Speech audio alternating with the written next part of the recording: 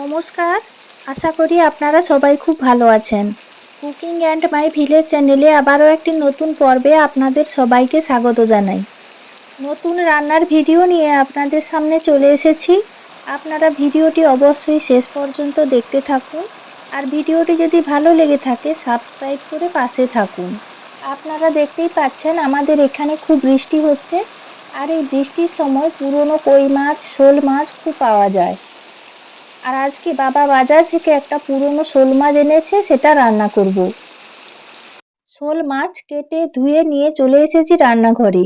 আর মাছের পিসগুলো দেখে আপনারা বুঝতেই পারছেন যে মাছটা মোটামুটি বেশ বড় সাইজের ছিল, আর বেশ মোটা সোটাও ছিল। মাছের মধ্যে দিয়ে দিলাম পরিমাণ মতো লবণ। এবার দিয়ে দিচ্ছি পরিমাণ মতো কিছুটা হলুদ গুঁড়ো। লবণ ও হলুদ গুঁড়ো মাছে খুব ভালো করে এবার আমি মাখিয়ে নিচ্ছি। মাছে লবণ হলুদ মাখানো হয়ে গেছে, এবার মাছগুলোকে ভেজে নেব। মাছ ভাজার জন্য কড়াই বসিয়ে দিয়েছি। দিয়ে দিচ্ছি পরিমাণ মতো সর্ষের তেল। আর তেল দেওয়ার পর তেল বেশ ভালো করে গরম করে নেব। তেল বেশ ভালো হয়ে গরম হয়ে যাওয়ার পর লবণ হলুদ মাখানো শোল মাছগুলো এক এক করে তেলের মধ্যে দিয়ে দিচ্ছি। সব মাছ তেলের মধ্যে দেওয়া হয়ে গেছে। এক পিঠ ভালো করে ভেজে নেব।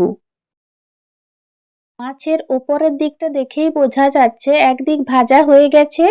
এবার ধীরে ধীরে আমি মাছগুলোকে উল্টে দিচ্ছি, আর এইভাবে আমি শোল মাছগুলোকে বেশ ভালো করে ভেজে নেব। এই শোল মাছ একটি পুষ্টিকর মাছ, আর এই শোল মাছ খেতেও বেশ ভালো লাগে। আর এই মাছে কাঁটার পরিমাণও বেশ কম থাকে, তাই এই মাছ খাওয়াও খুব সহজ। উল্টে পাল্টে দেখুন মাছগুলোকে খুব ভালো করে ভেজে নিচ্ছি। আর মাছগুলো প্রায় ভাজা হয়ে এসেছে, এবার তুলে নিচ্ছি। এই শোল মাছের গরমের সময় আমশোল খেতে কিন্তু বেশ ভালোই লাগে। মাছ ভাজা হয়ে গেছে, তুলে নিয়েছি। আর মাছ ভাজার পর যে পরিমাণ তেল আছে এই তেলেই রান্না ভালোভাবে হয়ে যাবে। মাছ ভাজা তেলের মধ্যে দিয়ে দিলাম আদা বাটা।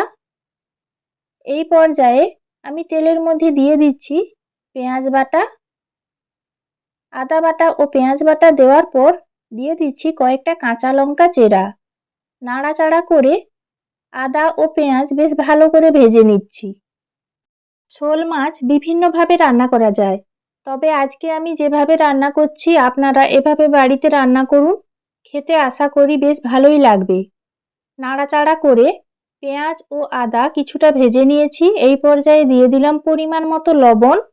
দিয়ে দিচ্ছি হলুদ গুঁড়ো, আর ঝালের জন্য দিলাম সামান্য কিছুটা লাল লঙ্কার গুঁড়ো। গুঁড়ো মশলা ও লবণ দেওয়ার পর আবারও বেশ ভালো করে নেড়ে চেড়ে মশলা কষিয়ে নিচ্ছি।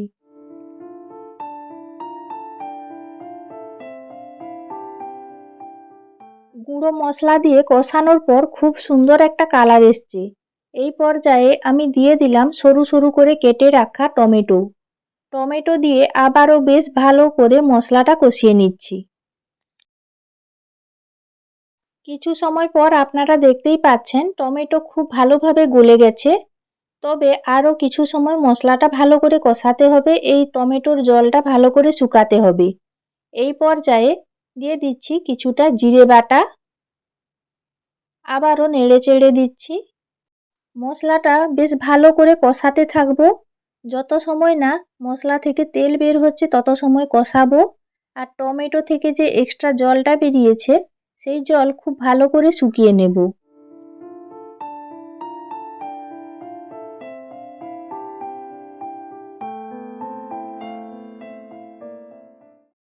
মশলা থেকে খুব ভালোভাবে তেল ছেড়ে গেছে। এই পর্যায়ে ভেজে রাখা শোল মাছগুলো আমি মশলার উপরে এক এক করে দিয়ে দিচ্ছি। আর মাছ দেওয়ার পর এই পর্যায়ে আমি দিয়ে দিচ্ছি পরিমাণ মতো জল। এই রান্নাতে আমি খুব বেশি জল ব্যবহার করব না, কারণ শোল মাছের ঝাল মাখো মাখো হবে, খুব বেশি ঝোল থাকবে না। আর শুধুমাত্র আমি মাছ সেদ্ধ হওয়ার মতো আর অল্প ঝোল থাকার মতো জল দিলাম। আর আলু ব্যবহার করিনি, তো মাছ এই জলেই খুব ভালোভাবে সেদ্ধ হয়ে যাবে। আর জল দেওয়ার পর ওপর থেকে কয়েকটা পাতলা পাতলা করে কেটে রাখা টমেটো দিয়ে দিলাম। এই পর্যায়ে 10 মিনিটের জন্য ঢাকা লাগিয়ে দেব। প্রায় 10 মিনিট পর ঢাকনা খুলে নিয়েছি আর শোল মাছের ঝাল খুব ভালোভাবে ফুটে গেছে।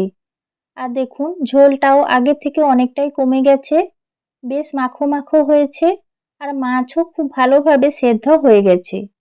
নামানোর পর এই ঝোল আরও কিছুটা বসে যাবে। নামানোর আগে এই পর্যায়ে আমি ওপর থেকে কিছুটা ধনেপাতা ছড়িয়ে দিলাম, হালকা হাতে নাড়াচাড়া করে দিচ্ছি। শোল মাছের ঝাল রান্না হয়ে গেছে, এবার আমি ঢেলে নিচ্ছি। এইভাবে শোল মাছের ঝাল রান্না করলে মাখো মাখো ঝোল দিয়ে ভাতে মেখে খেতে দুর্দান্ত লাগে। আর ওপর থেকে ধনেপাতা দিয়েছি, ধনেপাতারও একটা গন্ধ আছে, খেতে খুব ভালো লাগে। আপনারাও বাড়িতে এইভাবে রান্না করুন আর রান্নাটা খেয়ে কেমন লাগলো আপনারা কমেন্ট করে কিন্তু জানাবেন।